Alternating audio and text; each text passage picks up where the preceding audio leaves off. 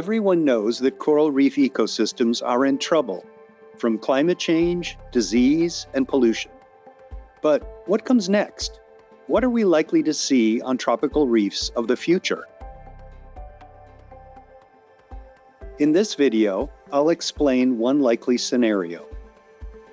Tropical reefs, once dominated by reef-building corals, will become populated mostly by Gorgonian octocorals, sponges, and seaweeds, with sponges and seaweeds maintaining each other's dominance in a feedback loop called the vicious circle.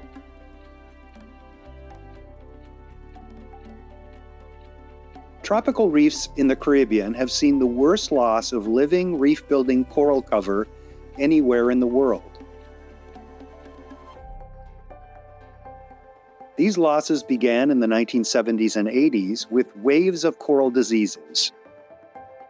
More recent losses have occurred because of a combination of stony coral tissue loss disease and unprecedentedly high seawater temperatures.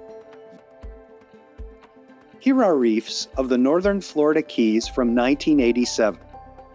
Vast expanses of elkhorn and staghorn corals with gigantic heads of brain coral.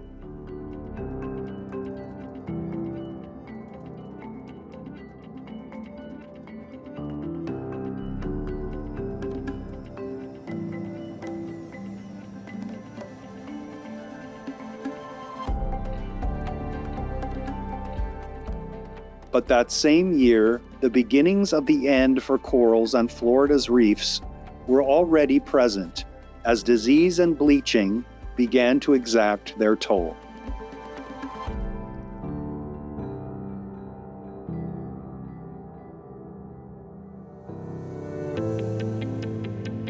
Nearly 4 decades later, Florida's reefs were very different, covered with gorgonians, seaweeds, and sponges, but still some corals persisted, and intensive efforts to restore corals from colonies that had survived were showing some progress.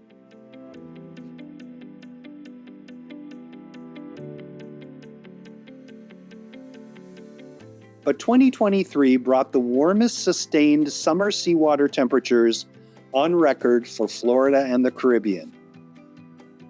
This event killed nearly the entire remaining population of reef-building corals.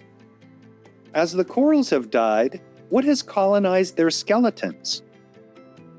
The fastest to take over have been seaweeds, which grow rapidly and have annual cycles of growth and loss, so that their hold on the real estate of the reef is short-term. More slowly to recruit are sea whips and sea fans, some of which are able to survive the heat that reef-building corals cannot. Slower still are sponges, also heat-resistant, which may live for many years and in some cases, hundreds of years. The success of seaweeds and sponges may be linked, as we are learning that each of these groups is helping the other in a feedback loop that has been dubbed the vicious circle. Sponges are unlike corals, seaweeds, and most other reef dwellers in that they pump huge volumes of seawater through their bodies as they breathe and feed, something that is only apparent when you place fluorescent dye near them.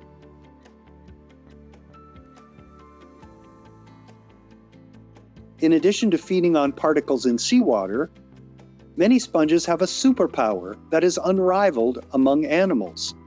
They can consume dissolved organic material, or DOM, which may account for well over half of their diet.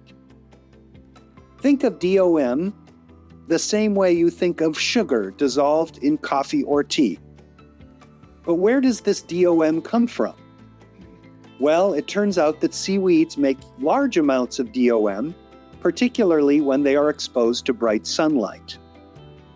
Then, sponges feed on this DOM, but they also feed on particulate food, including bacteria and phytoplankton.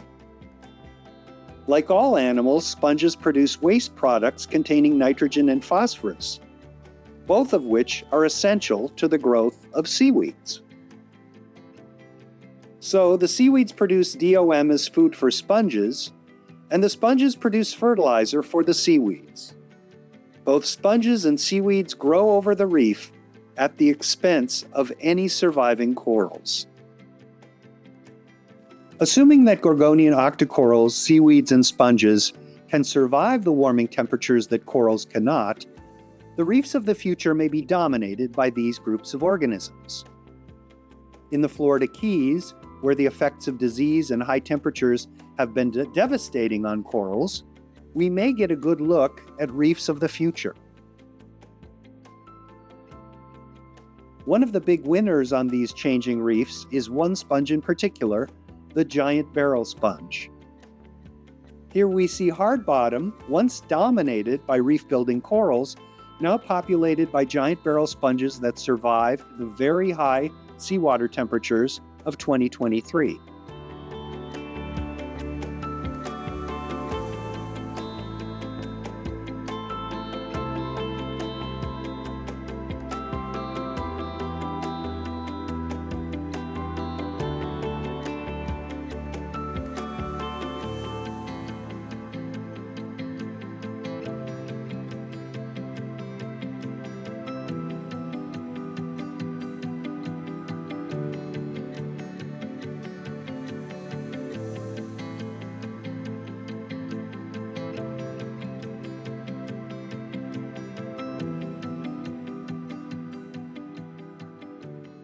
And lest you think that Florida's reefs are unusual, here are similar reefs around the Caribbean.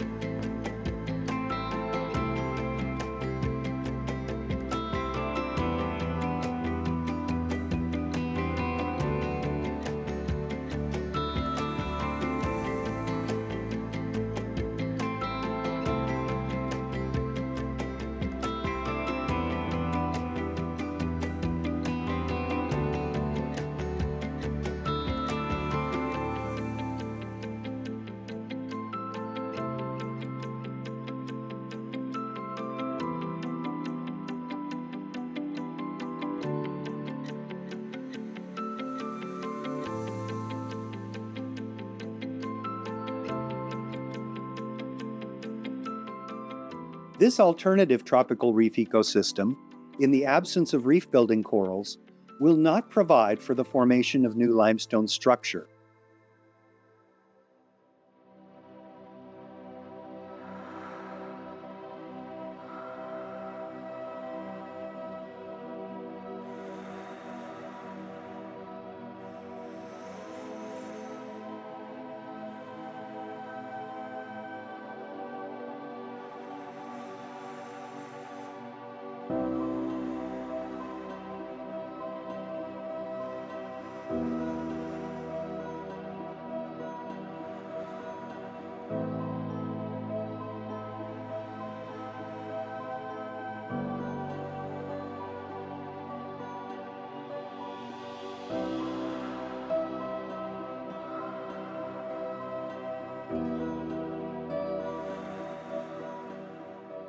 But sponges will provide their own structural habitat and will support a community of fishes and turtles that feed on them.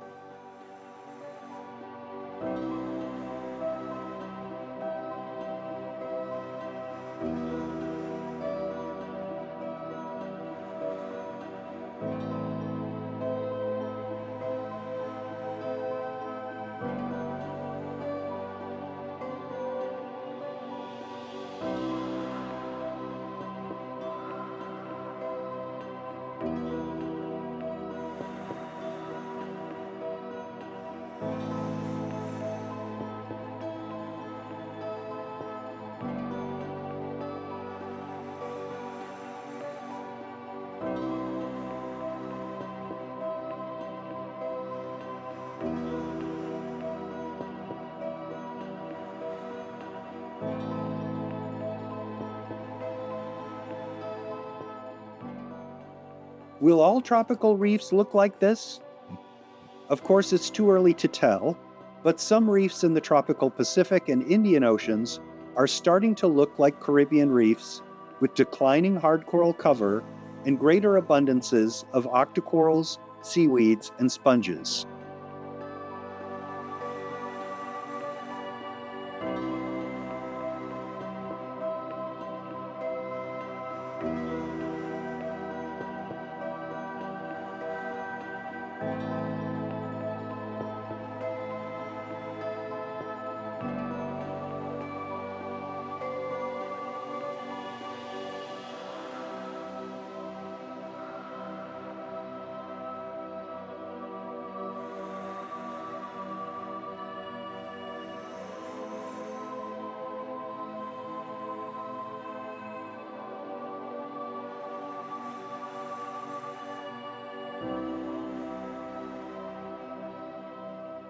Sadly, without a reversal in climate change conditions, the transformation of tropical reefs seems unstoppable.